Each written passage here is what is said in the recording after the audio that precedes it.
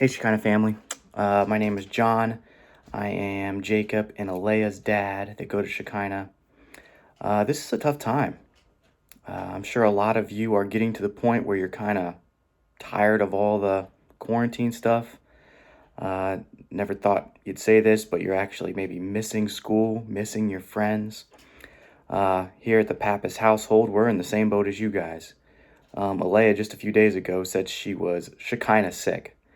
um, which to her is just saying she misses her friends there. She misses seeing people there. She misses going and being around others. So we're making the most of it here, but I get it. If during this little video you ever hear noise, sorry for the distraction. My office, like so many other people's office these days, is up in my room at a desk. So all four kids are in the house, and things are a little crazy here at times. But I wanted to talk with you guys and hopefully encourage you guys a little bit with a passage today that's been on my mind a lot.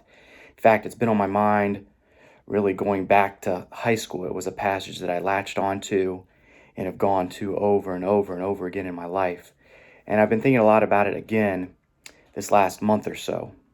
And it's in James chapter 1. It's a passage you're familiar with, talking about trials. And I want to talk a little bit about trials, why they are good, important, and what the Bible talks about with them, that they should be friends to us, and then the difference between trials and temptations.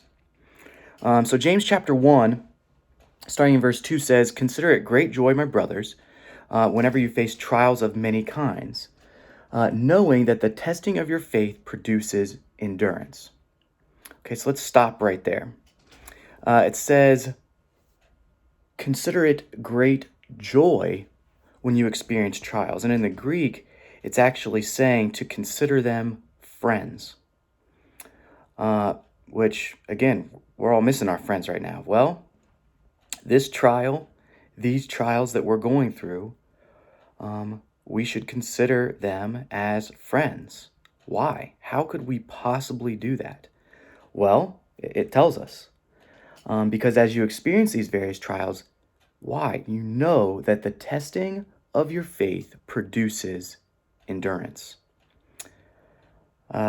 Endurance cannot be achieved with things being good all the time, with everything always being easy, with not facing difficulty. You only develop endurance in your life by going through stuff. And the only way that you're able to deal with the next difficult thing is if you have some endurance built up in your life to help you be able to face that next challenge, to be able to face that next trial. And it goes on. It says, "An endurance must do its work so that you may be mature and complete, not lacking anything." Endurance will help you to be more mature and more complete of a person. You can't get to maturity without going through difficulty. And again, here in the scriptures, it tells us to have joy in our difficulty. And surely these are difficult times. Surely these are trials. Just a few days ago, we lost temperature in our refrigerator, and it was very frustrating.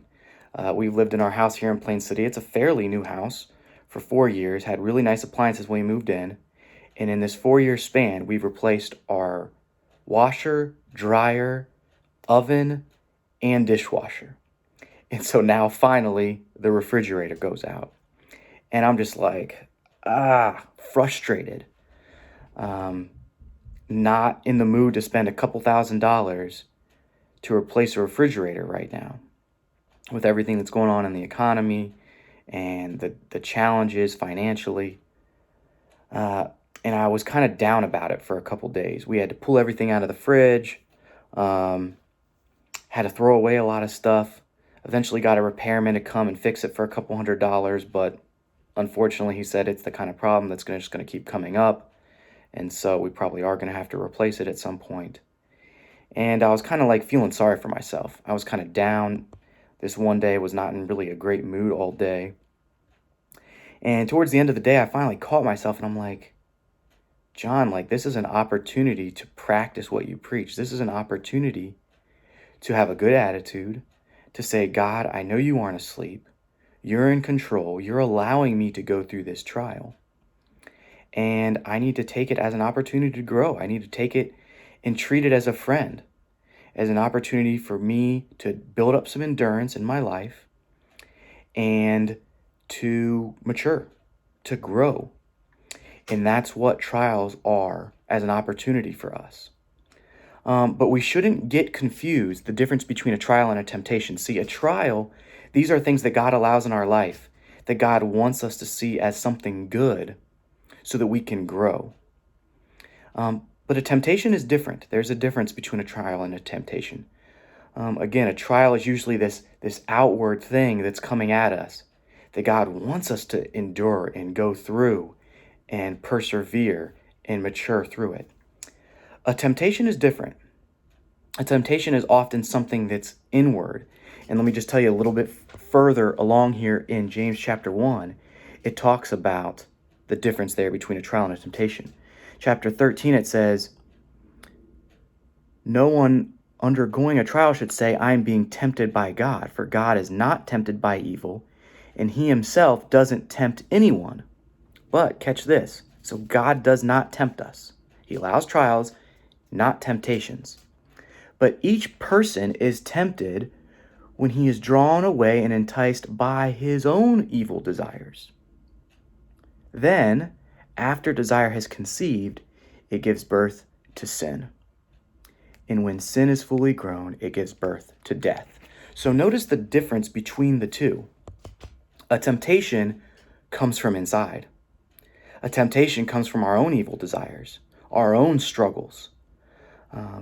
It's a combination of our own sinful desires and the world and Satan.